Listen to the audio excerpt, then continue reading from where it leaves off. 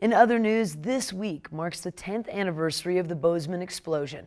The disaster claimed 8 downtown businesses, and MTN's John Shear reports it took a community effort to restore the city's 200 block of Main Street. In the days and weeks after the blast, it was no sure bet that Bozeman's downtown would return to its former glory. There are a lot of towns that don't recover from these large explosions. Left in a pile of rubble along the 200 block of Main Street, or severely damaged, were the American Legion Hall, Boodles, Lily Lou, Montana Trails Gallery, Pickle Barrel, Rocky Mountain Rug, the Rocking R, Starkey's, and Holstead Architects. If you drive down Main Street today, it's hard to imagine what was sitting there 10 years ago. Within a year, 5 of the 8 businesses that had to close down because of the event had reopened, all of them downtown. Nearly everyone we spoke with has high praise for the American Legion Post. After all, they were the first ones to rebuild and set the example for the entire block. And that shouldn't be a surprise to anybody. These are the guys that are trained to run towards the sound of gunfire. For them to run in and plant the flag in Bozeman set the tone for how Bozeman was going to move forward from this. There was a concerted effort and a strategic plan to basically reopen downtown.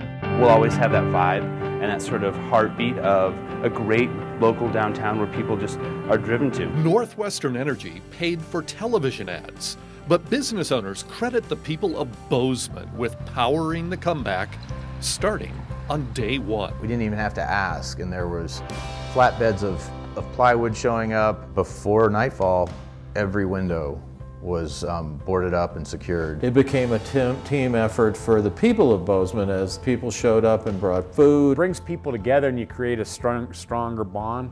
I think I'm closer to the community as a result of what happened, and you don't take that for granted. In the aftermath of the blast, downtown business people also came closer together. The entire community downtown just came together to help and heal one another. Oh, I felt like if we could be supporting each other, the rest would follow. We never paid any attention to our neighbors before, and it was kind of amazing, but now it's like, you know, everybody helps us, we help them. That first year after the explosion, the American Legion began a new tradition for Bozeman, a Memorial Day parade. We hadn't had a parade since 1964 in Bozeman. And now, the last building is going up to fill the gap left by the blast.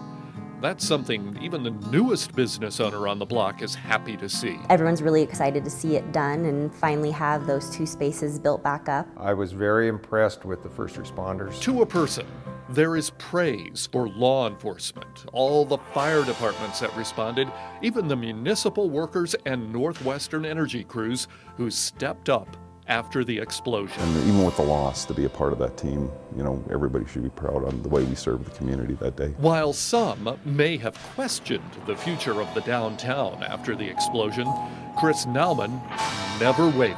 I was extremely confident of literally the power of this place and the strength of the community. While many single out Nauman as the guiding hand of the recovery, he demurs, saying it was a group effort. In Bozeman, I'm John Shearer for MTN News. Simply incredible. Now you can see all 4 parts of the downtown explosion story. That was the final part there about the 10-year anniversary. Now that's all found on KBZK and KXLF.com, plus the extended interviews with some dozen people that we interviewed for those stories.